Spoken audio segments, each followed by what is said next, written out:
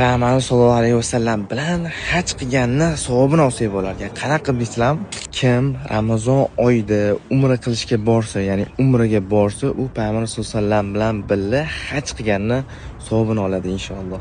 Haj qilganlar bilishadi, endi hajji mashaqqati qanchalik darajada qiyinligini. Endi tasavvur qilinglar, bizni umraga borib umra qilyapmiz va hajji savobi bilan birgalikda payg'ambarimiz bilan birga haj qilganni savobini olamiz. Bu qanchalik darajada savobi ko'pligini tasavvur qilib bo'lmaydi menimchalik. To'g'risi hamda shuncha chet ellarga chiqib aylanib keldik, shuncha davlatlarni ko'rdik.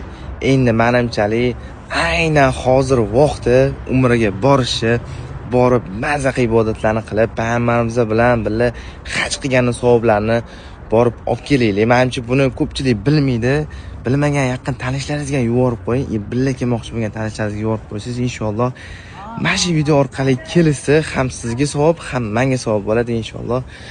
Katta savoblarga ega bo'lamiz. Yoqqan bo'lsa like bosib qo'ying, ko'proq odamga yetib borishiga xizmat qiladi.